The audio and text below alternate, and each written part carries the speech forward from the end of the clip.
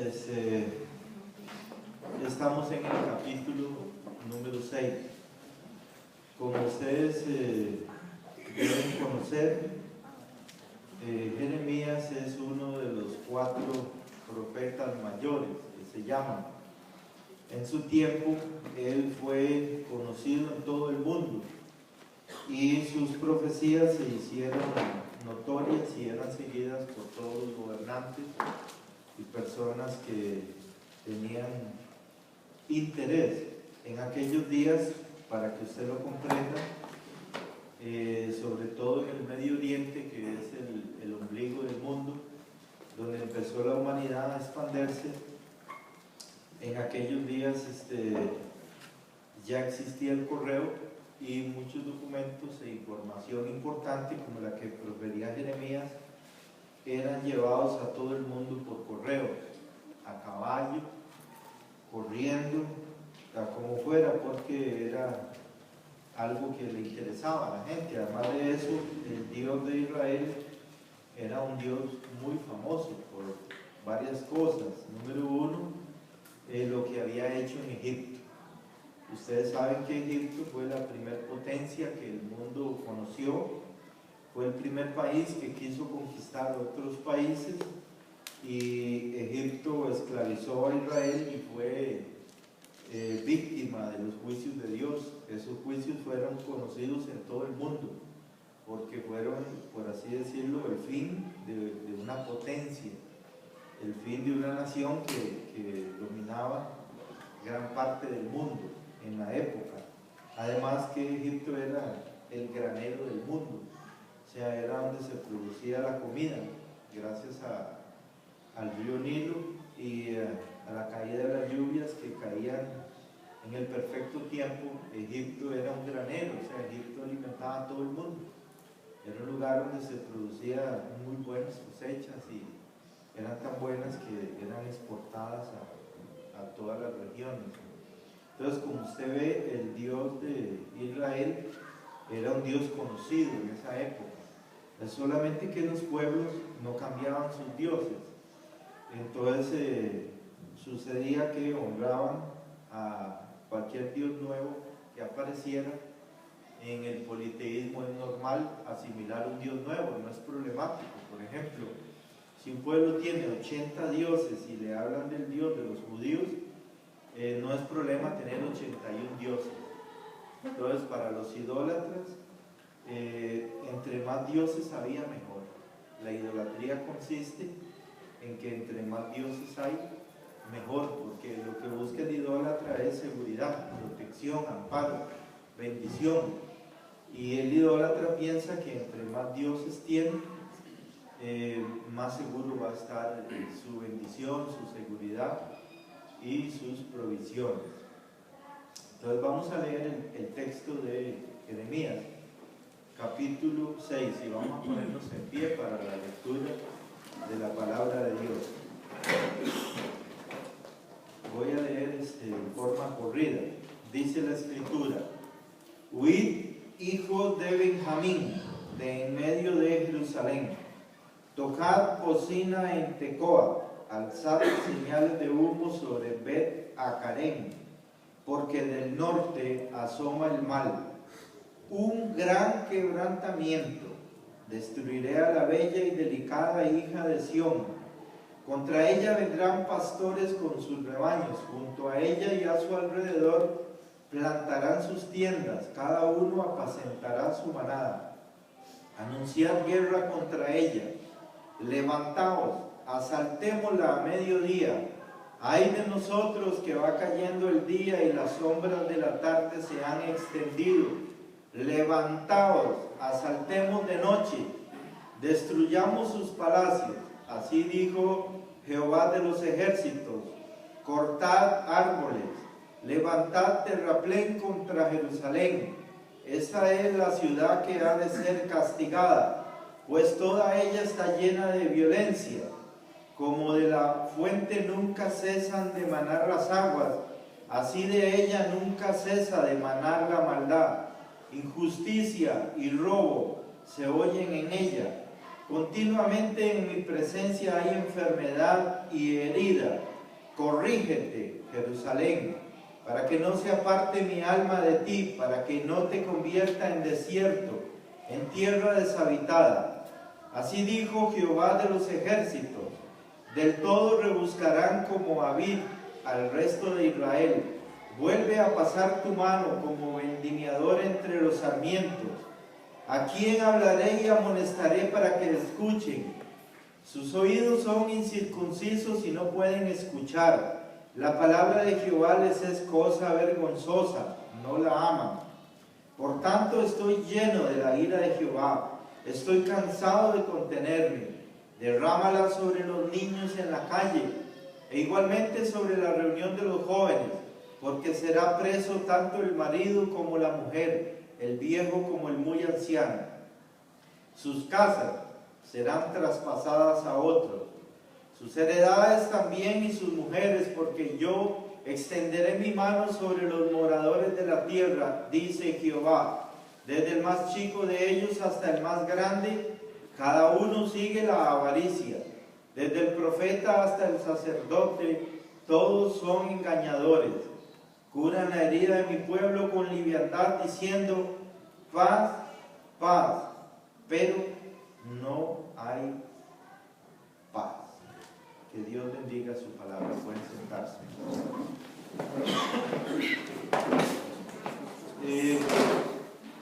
Es importante que usted comprenda que Jeremías hasta aquí ha escrito 6 capítulos, y los 6 son escritos en poesía. La poesía, como usted verá, hoy día no es, digamos, muy común para la comunicación humana. Sin embargo, se conoce todavía que hay poetas. Se ha oído hablar, no sé, de Amado Nervo, no sé cuáles poetas hay famosos. Pero la poesía de estos días era diferente a la de hoy día. En estos días la poesía tenía una rima de ideas, no como hoy día que la poesía tiene una rima de palabras. Esta rima de ideas no se puede hacer hoy día porque la capacidad de la mente humana no permite eso. No existe hoy día un poeta que pueda hacer una rima de ideas. Esto significa que la gente de hace 3000 años era más inteligente que la gente de ahora, número 1. Número 2, usted debe saber que antes de Noé no se conservó ningún libro, si es que escribieron libros antes de Noé. Dios no le indicó a Noé que metiera una biblioteca en el arca de Noé. O sea, Noé no metió ningún libro de ningún escritor, si es que se escribieron antes del diluvio. Por lo tanto, la humanidad no conserva literatura anterior al diluvio. Posterior al diluvio, prácticamente el primer libro que se conoce en la humanidad es el libro de Job. Lo que pasa es que mentirosos han dicho que no, que hay libros más antiguos y todo eso, pero eso es mentira, no les crean. El libro más antiguo que se conoce es el libro de Job, y es un libro que está en la Biblia, y es un libro escrito en poesía. Además de eso, usted debe conocer que los libros que escribió Moisés, que también mayormente son en poesía, se escribieron hace 3400 años. Y los libros de Moisés influyeron a los escritores de China, de la India y de todo el mundo, para que usted lo sepa. Los libros de Moisés fueron conocidos en todo el mundo de la época. Entonces usted va a encontrar, por ejemplo, en los libros de Confucio, versículos de la Biblia y escrituras bíblicas que él adaptó a la cultura china. Igualmente va a encontrar en los Vedas y en la literatura hindú versículos de la Biblia, porque los libros de Moisés influyeron todo el mundo, para que usted lo entienda. Entonces, Moisés es, por así decirlo, el hombre más importante del mundo después de Jesucristo, por la influencia que él ejerció en todas las culturas, tribus, pueblos, lenguas y naciones. Y usted verá que Jeremías escribió más o menos por el año 600, época en que vivía Confucio en China, y Confucio fue prácticamente el que, por así decirlo, ordenó la moral y logró que los chinos sean lo que hoy son, logrando, por así decirlo, establecer un código moral de familia, inspirado en los libros de Moisés, aunque usted no lo crea. La importancia de la Biblia, por lo tanto, excede lo que usted y yo pensamos. La Biblia ha sido un libro que ha influido más de lo que nosotros conocemos. Igualmente, la literatura hindú, más o menos con el tiempo que existía Buda, fue el año en que existió Jeremías.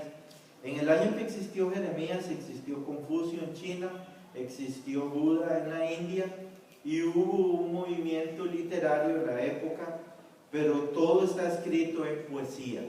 Como usted entenderá, la gente de antes tenía más desarrollado el cerebro que nosotros y tenía más capacidad mental, y ellos hicieron algo que tal vez usted ahora no lo comprende, pero había una sabiduría popular que se empezó a poner en refranes poéticos, que posteriormente, en el año 1000 a.C., Salomón compiló, y él dejó por escrito 3000 proverbios. Es la sabiduría popular que fue, digamos, pasando de boca en boca a través de proverbios en forma poética, y que Salomón compiló. Y esto vino a ser, digamos, por así decirlo, una sabiduría fundamental para la raza humana. Entonces, como usted comprenderá, la poesía es el género en que escribió Jeremías. Hasta el capítulo 6, estos textos son poesía, por eso son tan difíciles de entender, porque en realidad todo esto que él escribió hasta aquí, ya después de capítulo 7, va a empezar a escribir en prosa. Entonces, todo este lenguaje, prácticamente el único que lo entiende son los judíos que vivieron en tiempo de Jeremías, y las personas de todo el mundo que vivieron en tiempo de Jeremías. ¿Por qué ellos sí lo entienden mejor que nosotros? Porque ellos se comunicaban en poesía, para que usted lo entienda. Entonces, la primera forma que el ser humano diseñó para comunicarse era la poesía, y los primeros libros de literatura humana están escritos en poesía. Además de eso, del género literario, tenemos que ver la historia del contexto en el momento en que esto se escribió. El momento en que esto se escribió era el rey Josías, y él tenía 21 años de edad cuando el profeta Jeremías comenzó su ministerio. El ministerio de Jeremías duró 45 años. Es posible que él empezó como a los 8 años de edad a profetizar, y Josías vivió durante 18 años del ministerio de Jeremías. Esto indica que Josías pudo consultar a Jeremías, pero no lo hizo. Josías consultó a Hulda, la profetisa. ¿Por qué Josías no consultó a Jeremías? Bueno, usted puede hacer las deducciones que usted quiera, pero a Josías no le gustaba la forma en que hablaba Jeremías, porque Jeremías es un profeta que tenía la función de, para que usted lo entienda, es como coger un mazo, agarrar una piedra y darle un mazazo. Eso es lo que hacía Jeremías, agarrar a la gente a mazazos. ¿Y por qué agarrar a mazazos? Porque Jeremías está hablando 20 años antes de que llegue Nabucodonosor y conquiste Babilonia. Entonces, esta es la historia. En el capítulo 6 se está hablando 20 años antes de que Nabucodonosor conquiste Babilonia. Entonces, lo que aquí se está diciendo es una profecía. Aquí se está diciendo, vean chiquitos, dentro de 20 años va a venir Nabucodonosor con un gran ejército. Es el único ejército que va a vestir de rojo en toda la historia humana, porque los ejércitos no se visten de rojo, se camuflan para que no los vean. Pero los caldeos, los babilonios, tenían un uniforme rojo porque ellos querían más bien que los vieran, dada la imponencia de su cuerpo y fortaleza física, y la capacidad militar que ellos tenían. Entonces aquí vemos el contexto histórico y el sentido gramatical que tiene este libro. Por lo tanto, es uno de los libros más difíciles de entender, al igual que cualquier libro poético escrito, sea por inspiración divina o por inspiración de personas que fueron afectadas por libros divinos. Pero nosotros no vivimos en China ni en la India para que usted, lo más seguro es que usted nunca va a leer nada de Confucio, ni va a leer nada de los Vedas. A usted le interesa la Biblia porque es un libro que está en español y que usted lo tiene en un montón de versiones y está al alcance fácilmente, ordenado en versículos, capítulos y con comentarios de todos los que han analizado este libro y pueden ayudar a tener una interpretación clara. Ahora yo quiero que usted comprenda que el tema de este libro es el arrepentimiento. ¿Qué es el arrepentimiento? Bueno, el arrepentimiento es algo que usted entiende que es, no se lo voy a explicar, pero sí le voy a decir que el arrepentimiento tiene una condición indispensable, que es el reconocimiento del pecado y el abandono del pecado. Entonces lo que Jeremías quiere es que ellos reconozcan su pecado y segundo, que abandonen su pecado. Pero eso durante el ministerio de Jeremías no sucedió. Y usted debe saber también por qué fue que no sucedió, para que a usted no le pase lo mismo. Bueno, no sucedió porque en los días de Jeremías se desató un ateísmo práctico. ¿Qué significa ateísmo práctico? Ateísmo práctico no es que no creían en Dios. Recuerde que el único pueblo que creía en un Dios era el pueblo de Israel, el pueblo de Judá, perdón. Los demás pueblos creían en muchos dioses. En esa época no había nadie que pensara que Dios no existe. Al contrario, más bien muchos pensaban que había muchos dioses. Y no había nadie que dijera, Dios no existe. Entonces, ¿qué es el ateísmo práctico? El ateísmo práctico para esta época es, por así decirlo, poner en duda que Dios intervenga en asuntos humanos. Ese es el ateísmo práctico. Poner en duda que Dios intervenga en asuntos humanos. Yo estoy seguro que usted es un ateo práctico y que muchas veces en su vida usted ha puesto en duda que Dios intervenga en sus asuntos. Sea porque pidió algo que le urgía y no le llegó cuando usted quería, o sea porque entró al día malo y no le gustó, o sea porque Dios lo disciplinó y a usted no le gustó, o sea porque Dios lo probó y a usted no le gustó. Y ahí es donde se desata el ateísmo práctico. Repito, el ateísmo práctico es poner en duda que Dios intervenga en asuntos humanos. ¿Cuántos creen que Dios interviene en los asuntos humanos? Amén. Bueno, Dios está viendo lo que hace cada persona, no solo la iglesia, sino cada persona. Dios tiene interés en todas las personas y a través de la historia Él lo ha demostrado. Pero el ateísmo práctico se desató con una gran fiereza en los días del profeta Jeremías. Además de eso, se desarrollaron 4 tipos de ateísmo práctico. El primero lo denunció el profeta Isaías 100 años antes. ¿Cuál fue la primera idea de ateísmo práctico que Isaías mostró? Bueno, cuando usted quiere hacer un pecado y usted dice, lo voy a hacer, de por sí, nadie me ve, nadie me conoce. Esa es una forma de ateísmo práctico. Cuando usted tiene una tentación y usted planifica ese pecado y usted dice, no, de por sí, nadie se da cuenta. ¿Quién me ve? ¿Quién me conoce? Y entonces usted cae en un pecado y empieza a practicarlo. Esta es una forma de ateísmo práctico. Después se desató otra idea que el profeta Amós denunció como ateísmo práctico. No nos alcanzará el mal.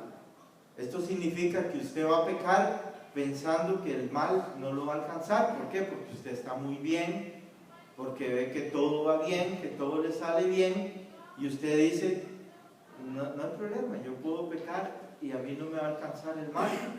Entonces le da una sensación de que el pecado no tiene consecuencias. La tercera idea de ateísmo práctico es la que tuvieron los sacerdotes en los tiempos de Malaquías, que ellos veían que a ellos les estaba yendo muy mal y a la demás gente.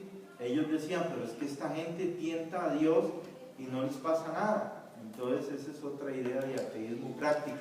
Cuando usted ve los impíos que florecen, que les va bien y usted está mal, y eso es algo que a usted le molesta y le genera una idea de ateísmo práctico, porque usted piensa que Dios no está haciendo nada con los impíos.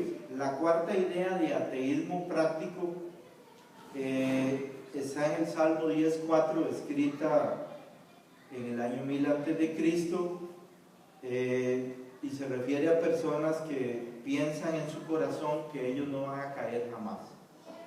Esta es la cuarta idea de ateísmo práctico: no caeré jamás.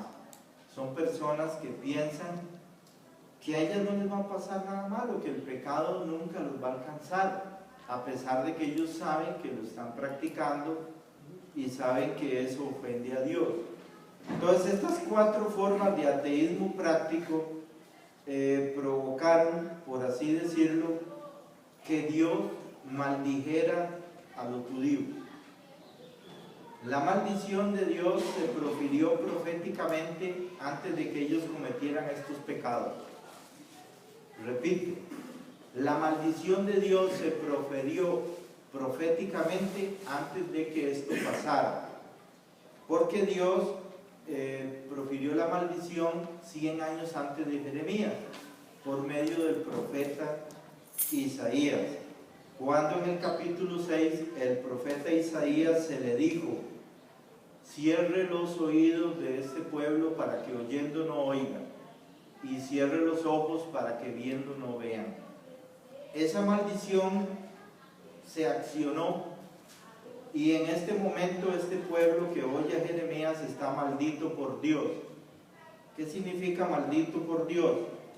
Significa que ellos no pueden oír con los oídos. Oye, pero no le funciona, no le produce arrepentimiento.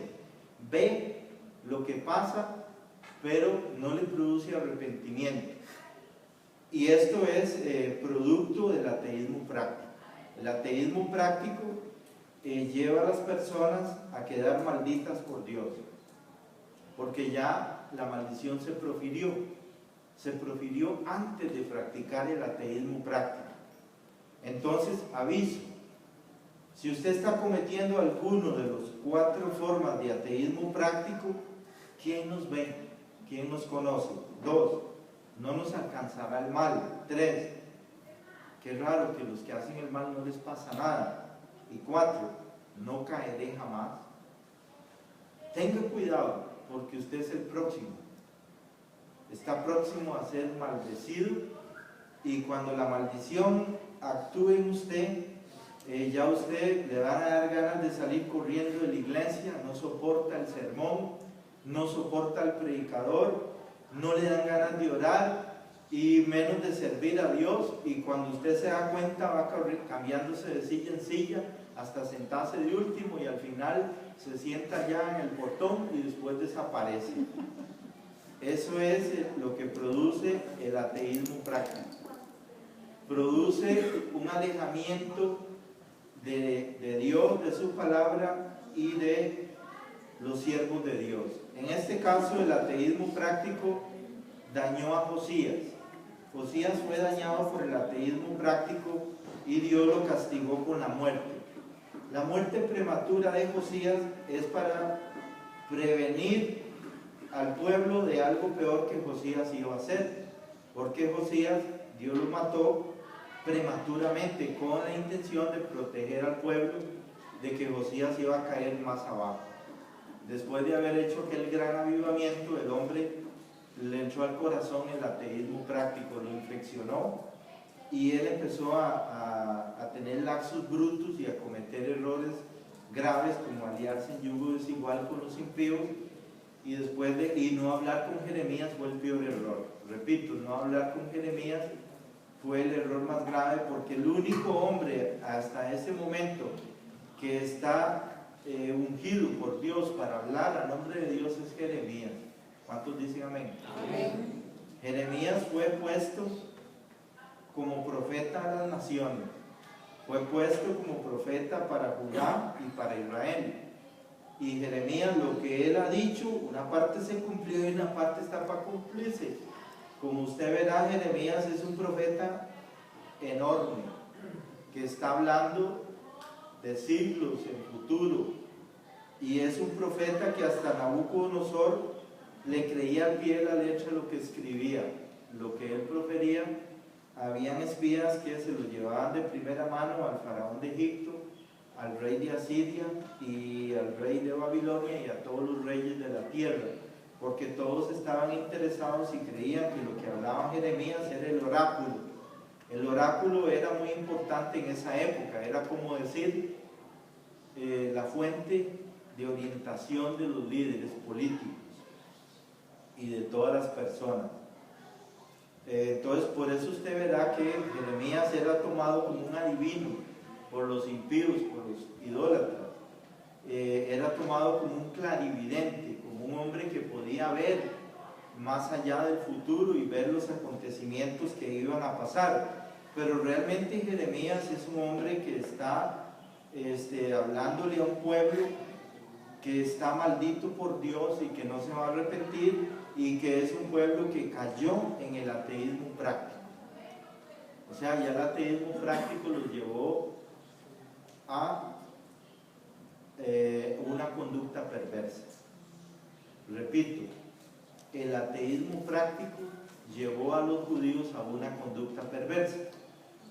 Entonces, si usted tiene estas ideas de ateísmo práctico, usted también irá encadenado por los demonios a una conducta perversa. Repito, si usted cree o está infectado de alguna de estas ideas de ateísmo práctico, usted va encadenado por los demonios a una conducta perversa.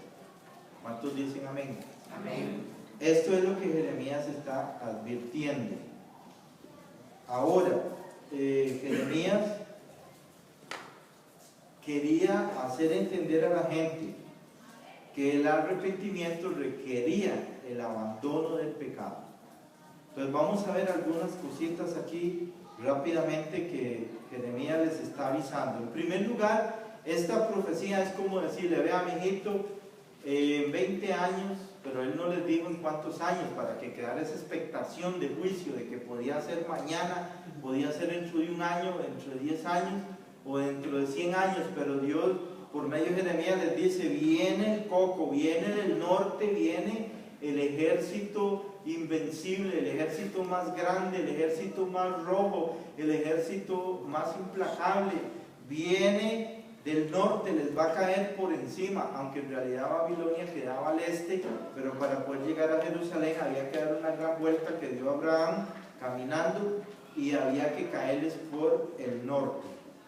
Ahora yo quiero que usted vea que Jeremías les pone la cosa más extrema para tratar de provocar arrepentimiento. ¿Y qué fue? Bueno, normalmente en esta zona a mediodía nadie va a sacar agua del pozo. Normalmente en esta zona a mediodía en ninguna guerra hay pleito. ¿Por qué razón? Porque a mediodía hace tanto calor que son como 40 grados o algo más de calor, tal vez más de 40 grados, que ninguna guerra se ha peleado a mediodía.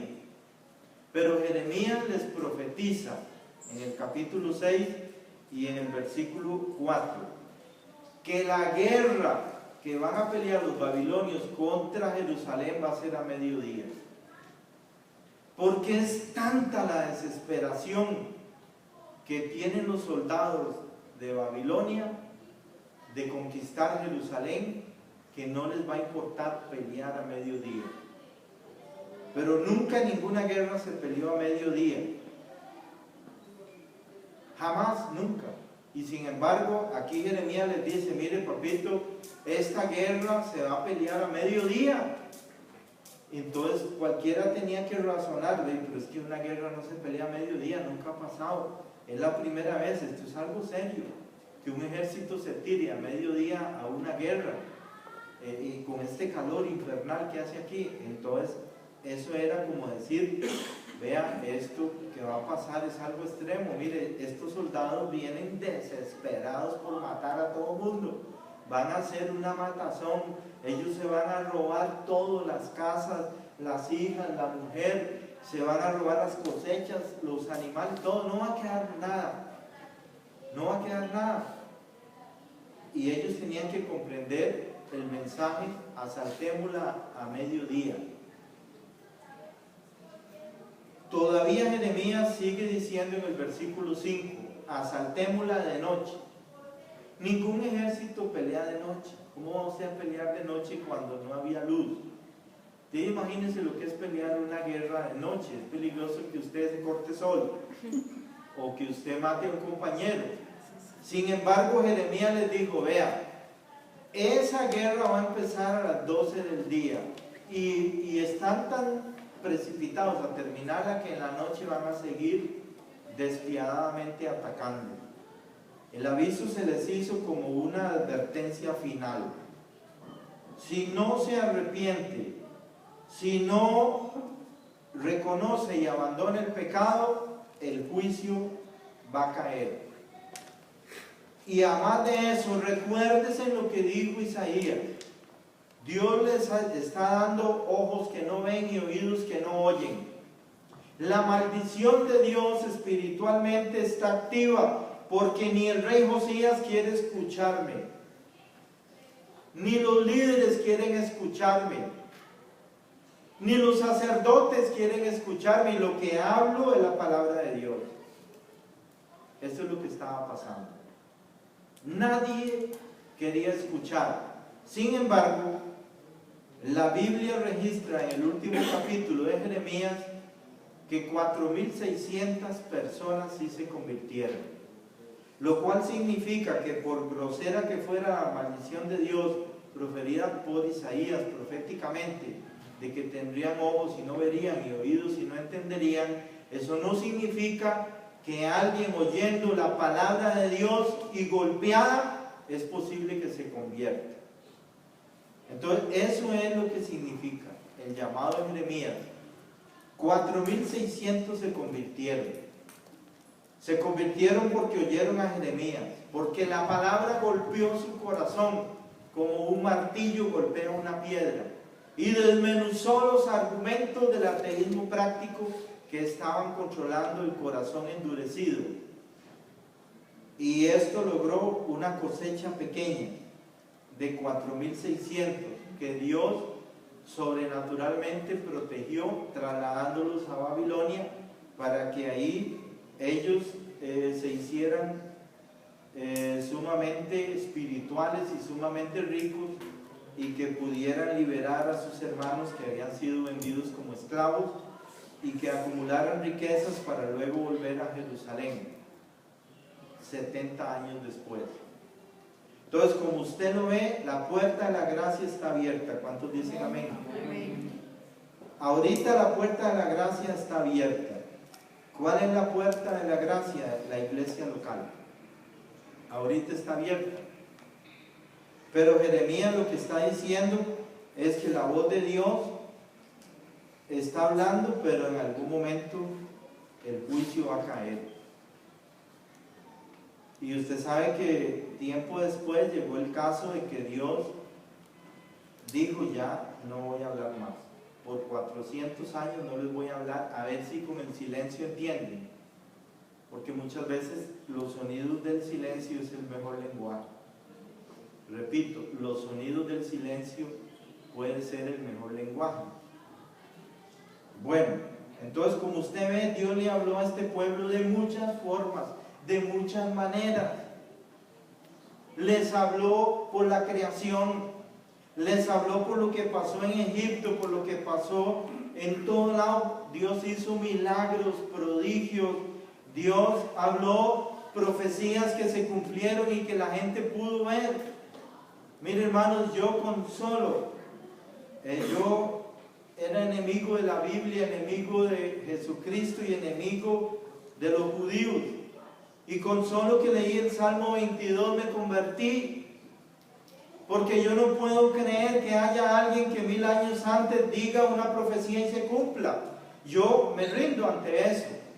Un solo versículo golpeó mi corazón como una piedra y me convertí.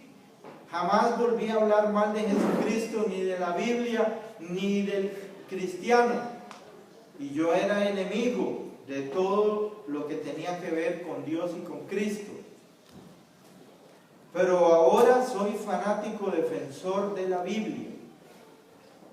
Porque la Biblia es el único libro que ha cambiado a las personas a través de la historia. Es el único libro que ha logrado que 4600 se convirtieran en estas condiciones donde el ateísmo práctico estaba gobernando la vida de las personas. Y repito, la negación práctica de Dios conduce a una conducta perversa. ¿Qué clase de conducta tenían estas personas? Versículo 7. Dice el profeta Jeremías: como la fuente nunca cesa de manar las aguas, así de ella. ¿Quién es ella? Jerusalén. Bueno, Jerusalén no, porque Jerusalén es un territorio geográfico. Ellas son las personas que viven ahí. Así de ella nunca cesa de manar la maldad. Vea qué comparación. Usted ha visto una fuente de agua que siempre da agua. Bueno, hoy día ya no se ven, pero hace 40, 50 años aquí en Cartago salían ojos de agua en todo lado, y eran ojos de agua de 4 pulgadas. Entonces ver un ojo de agua brotando agua era algo espectacular, algo que todos queríamos ver y que íbamos varias veces a verlo, porque era algo tan bonito y nunca cesaba de emanar el agua. Pero Jeremías dice: porque la tierra de Israel es una tierra como la de Cartago, que tiene ojos de agua. Y dice: así de ella nunca cesa de emanar la maldad. O sea, Jeremías lo que está diciendo es esto: vean, hermanos, porque eran judíos, de ustedes lo único que sale es la maldad. Es lo único que sale. Y nunca dejan salir. O sea, este es el cuadro poético más claro que Dios le puede hablar a una persona, diciéndole: vea, usted no se engañe. Usted viene los sábados al culto. Viene los sábados al templo y trae el cordero. El cordero se degolló. Y usted cumplió con todas las reglas que yo puse de religiosidad, con todas las prácticas. Me trajo incienso y lo importó de la India. Usted me trajo perfume y lo importó de Arabia. Le salió carísimo, pero todo eso no sirve. No sirve porque su corazón está incircunciso. Su corazón no oye, su corazón no entiende, su corazón siempre está manando maldad. Repito, el ateísmo práctico conduce a una conducta perversa. ¿Pero qué significa esto? Que Jeremías era el martillo de Dios, es como el mazo que golpea las piedras y las deja hechas polvo, por la forma en que él hablaba. Ni Josías quería escucharlo. Repito, ni Josías quería escuchar a Jeremías, porque la forma en que él hablaba es una forma tan clara y tan directa y tan poética, porque la poesía le entra al corazón a la persona más fácil que la prosa. Por eso es que la gente de ese tiempo, 4600, se convirtieron, y el resto se endurecieron como el diamante, a tal extremo que los golpes de martillo que les daba Jeremías no produjeron ningún efecto en su corazón, porque se había endurecido como el diamante. El diamante no puede ser roto por un martillo. El diamante es la piedra más dura que hay. El corazón de ellos se volvió como diamante, así lo dice Jeremías en otra parte. Versículo 8, corrígete, Jerusalén. Es el grito de Dios hablándole a un pueblo que ya está loco, un pueblo que está practicando el pecado y cree que no le va a pasar nada, un pueblo que está viviendo en pecado y no le importa porque dice: ¿quién me ve? Un pueblo que está con el corazón lleno de envidia por ver que los impíos prosperan y echándole a Dios en cara de por qué ellos prosperan y yo no, y por qué usted no les hace nada por la conducta que ellos llevan. Todas esas ideas hicieron una forma de pensamiento que llevó a una conducta perversa. Durante estos 20 años, con esta palabra que Dios habló por Jeremías, la conducta de las personas que oyeron esto se volvió más perversa. ¿En qué sentido? Bueno, para que usted lo comprenda, esta gente se le pusieron los oídos incircuncisos. Versículo 10 dice así: sus oídos son incircuncisos, no pueden escuchar. Entonces Jeremías hablaba, pero ellos no pueden escuchar. ¿Por qué? Bueno, porque ya la conducta era tan perversa que el corazón endureció y la palabra de Dios, por más que golpee con un martillo, no desmenuza, no parte la piedra. Y eso es apostasía, conocer la verdad y no creer. ¿Cuántos creen que la Biblia es la verdad? Amén. La Biblia es la verdad. Todos tienen que hincarse ante la Biblia. Todo mundo va a ser juzgado por la Biblia en el juicio final. La Biblia ha inspirado a todos los escritores humanos. La Biblia es la palabra de Dios. Amén. Y eso usted tiene que defenderlo en su corazón y en la comunidad.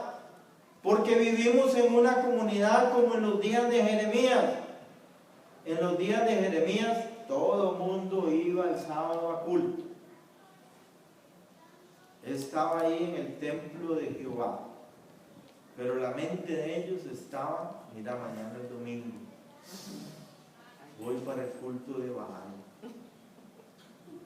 Ay, aquella sacerdotisa. Uy, qué piernas. ¿Ve? Entonces, ¿cómo? Ellos estaban chochos. Y ya seguía pensando: sí, pero no, eso está mal, no pienso en eso. El lunes tengo un negocio. Fulano tal necesita un préstamo. Ya sé, el hombre está apretado, tiene que pagarme el 10% semanal, 40% mensual. Uy, en 2 meses y un poquito duplico capital. Y este condenado, si no me paga, la hipoteca número 1 va a ser la señora, porque está a pedir de boca. La hipoteca número 2, las hijas van a ser esclavas, porque tiene 4 hijas y apenas para vivir. Así era como pensaban ellos, llenos de avaricia, en el culto, pensando en el negocio del lunes y en cómo dañar al prójimo para ganar. Y después, si no me paga, así que le cobré la esposa y las hijas, lo mando a matar.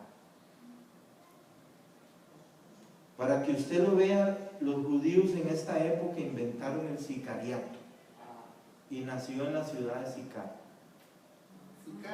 Sicar, de ahí viene sicario. Ellos fueron los que inventaron el sicariato. Entonces, para no complicarse, la maldad del corazón era tan grave que era mejor, cuando usted se cansaba de cobrar y cobrar lo que podía, maten a ese. Las calles de Jerusalén se tiñeron de rojo. ¿Cuántos han sido víctimas de la avaricia? Pero esta avaricia que se desató aquí era ilimitada. Versículo 13, desde el más chico de ellos hasta el más grande, cada uno sigue la avaricia. Repito, desde el más chico de ellos hasta el más grande, cada uno sigue la avaricia. El profeta y el sacerdote todos son engañadores. Todos los predicadores estaban predicando con la intención de sacarle la plata a la gente. No les interesaba la salvación de las almas. No les interesaba el bienestar eterno de la persona o que fuera al infierno. Solamente les interesaba la avaricia. La avaricia se volvió la conducta en estos 20 años. Y esto llevó al sicariato, al extremo más duro del corazón, cuando el ser humano no tiene nada de amor al prójimo y solamente decide pagar para matar a otro, solamente porque le debe algo. Esa es la conducta de los últimos 20 años en Judá. Por eso es que Dios mandó a Nabucodonosor a hacer lo que hizo. No fue por otra cosa. Tampoco fue que Nabucodonosor fue por incidente o porque quería ser un conquistador. No, este fue el instrumento del juicio de Dios. Jerusalén no podía ser tocada a menos que Dios quiera tocarla. ¿Cuántos dan gloria a Dios? Amén. Ahora, hermanos, repito, el arrepentimiento tiene una condición indispensable. Es el reconocimiento y el abandono del pecado. Repito, la negación práctica de Dios conduce a una conducta perversa. Y repito, 4 formas de pensar. ¿Quién me ve? Nadie me ve lo que estoy haciendo. ¿Quién me conoce aquí? Nadie me conoce. No me alcanzará el mal. Los que tientan a Dios no les pasa nada. Y si no le pasa nada a ese que es tan malo, menos a mí, que voy a la iglesia bautista para vivir.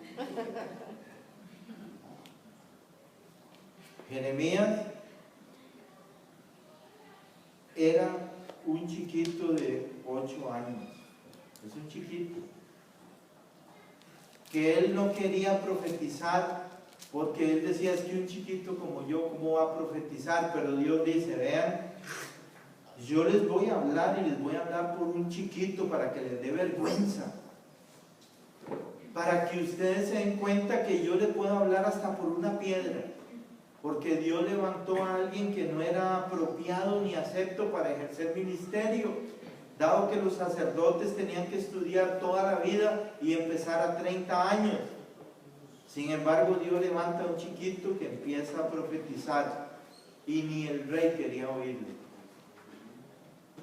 porque hablaba muy duro, porque denunciaba el pecado, porque señalaba con el dedo y decía, usted, puro Juan el Bautista, el hacha ya está cortando la raíz. Finalmente, Jeremías les dijo así, vean, los profetas les profetizan que ustedes van a tener paz y se basan en que Dios vive aquí en el templo. Pero de nada sirve que el templo sea glorioso y casa de Dios si ustedes que viven a la par no practican la justicia y observan los mandamientos. Eso es lo que Jeremías les dijo. Ustedes viven a la par del glorioso templo que construyó Salomón, porque era glorioso. Era un edificio que todo el mundo quería conocer. Habían excursiones diarias de todo el mundo para conocer el templo que Salomón construyó. Había peregrinaciones diarias, aunque usted no lo crea. Desde China venían y de la India, de todo lado, porque era algo que todo el mundo quería conocer, porque se sabía que existía un templo glorioso que era de oro. Pero ¿de qué servía que viniera gente de todo el mundo a Jerusalén a ver el templo si la conducta de la gente enseñaba otra cosa? Cuando un peregrino llegaba a Jerusalén, en todas las calles de Jerusalén, en cada esquina se encontraba un ídolo y personas adorando el ídolo, y en cada esquina había un prostíbulo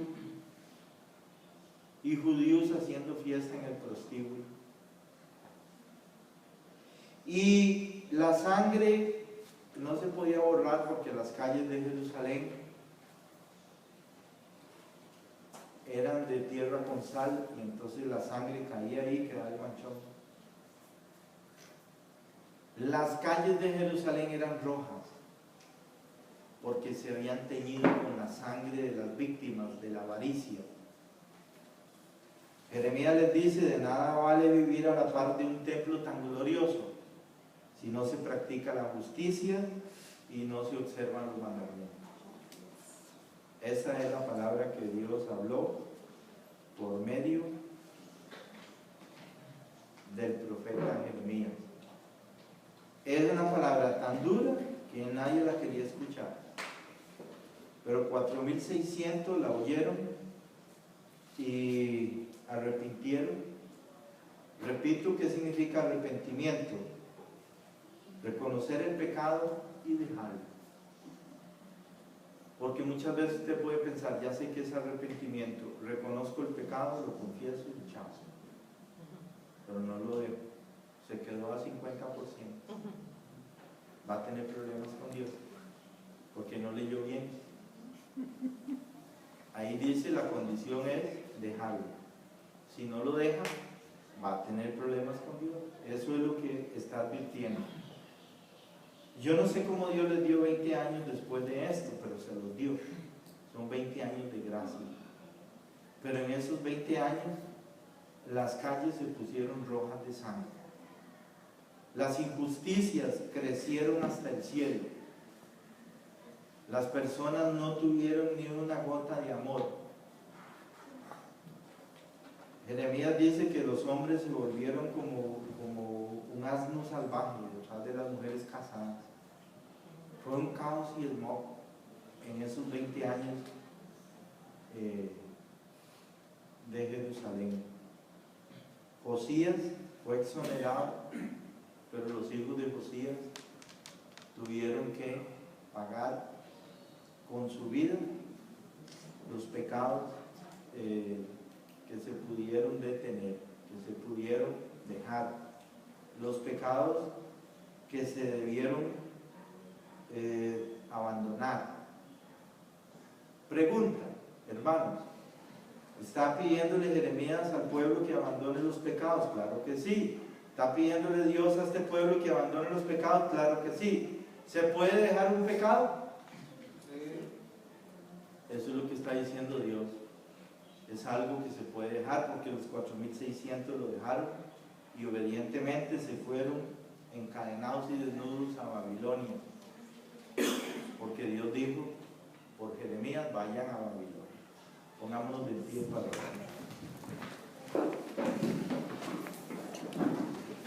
Padre Santo, les ruego por todos los que han oído esta exposición de capítulo 6, para que les dé un corazón circuncidado, un corazón que oiga y produce arrepentimiento, ve, produce arrepentimiento.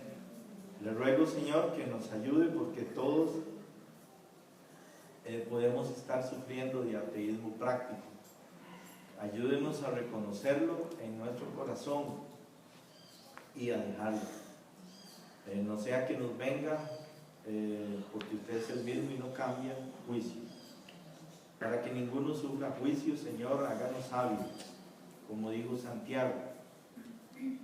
Alguno necesita, pídale a Dios sabiduría. Dios da abundantemente y sin reprochar. Si usted necesita sabiduría, usted está caído en pecados, que no puede dejar, pídale a Dios sabiduría. Dios le va a enviar ahí recursos que le van a ayudar. Pero no diga que no se puede, no se engañe solo. O no crea que no le va a pasar nada, no se engañe solo. No crea que porque a otros que hacen más maldad no les ha pasado nada, a usted no le va a pasar como al rey Josías, que a la primera lo cortaron.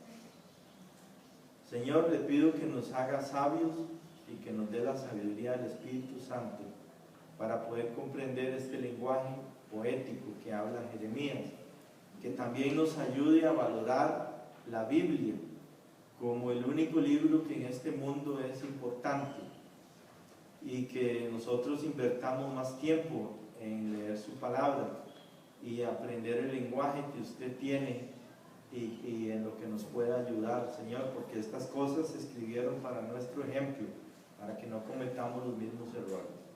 Bendiga a todos los presentes, en el nombre de Cristo Jesús. Amén. Amén.